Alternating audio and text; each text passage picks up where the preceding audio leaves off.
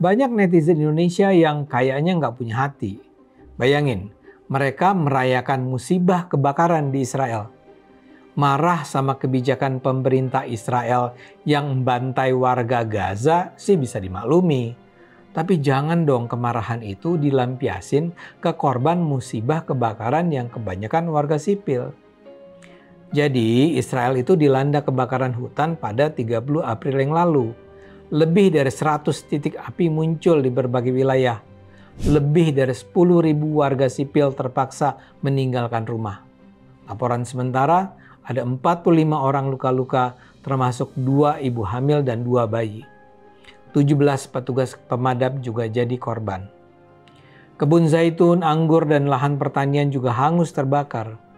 Dugaan sementara tragedi ini dipicu cuaca ekstrim.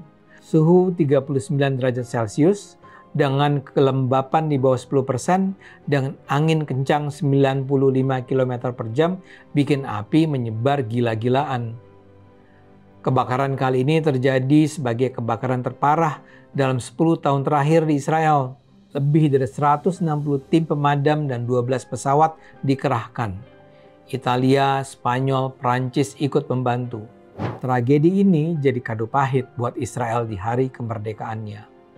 Perayaan hari kemerdekaan pun batal dilaksanakan. Yang bikin tambah kacau, badai pasir juga melanda wilayah selatan Israel di hari yang sama. Rekaman video dari Gurun Negev menunjukkan angin kencang dan debu tebal menyapu wilayah Beersheba. Kombinasi badai dan kebakaran bikin jarak pandang di jalan hampir nol. Operasi bandara jadi terganggu, kualitas udara pun tambah buruk. Musibah Israel ini langsung ditanggapi netizen Indonesia. Tapi yang bikin kita mengelus dada, banyak komentar yang bersyukur atas musibah ini. Semoga semakin menyala, tulis netizen. Luaskan ya Allah, kalau bisa semuanya rata, tulis lainnya. Angin, tolong kerjasamanya, tulis yang lain. Astagfirullah. Marah karena tindakan biadab pemerintah Israel di Gaza jelas bisa dimaklumi. Tapi janganlah kemarahan itu dilampiaskan ke warga sipil yang jadi korban atas musibah itu. Apalagi nggak semua warga sipil Israel kan dukung kebijakan pemerintah Israel soal Gaza. Asal tahu aja, ribuan warga Israel demo di depan parlemen Yerusalem menuntut gencatan senjata dan pembebasan sandera pada 19 Maret yang lalu. Sekitar 500 orang di Tel Aviv bawa poster anak-anak Gaza dan teriak stop perang pada 24 April yang lalu. Para penyintas tragedi Holocaust dan keturunannya juga ikut berdiri bersama warga Gaza. Mereka menyerukan empati dan perdamaian atas penderitaan warga Gaza alih-alih tepuk tangan.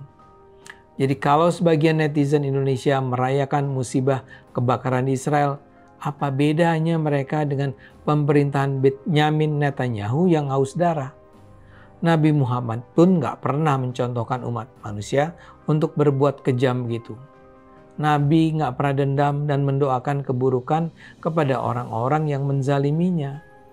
Nabi itu pernah dilempari batu sampai berdarah-darah dan diusir di Taif. Dahsyatnya, Nabi gak mengutuk mereka. Nabi justru mendoakan kebaikan buat mereka. Padahal waktu itu Nabi dapat tawaran dari malaikat buat membalas kezaliman mereka. Kita harus peduli dengan warga Gaza yang jadi korban kebiadaban pemerintah Israel. Tapi merayakan bencana alam yang menyasar warga sipil bukan sikap yang layak dilakukan. Yuk beragama dengan akal sehat.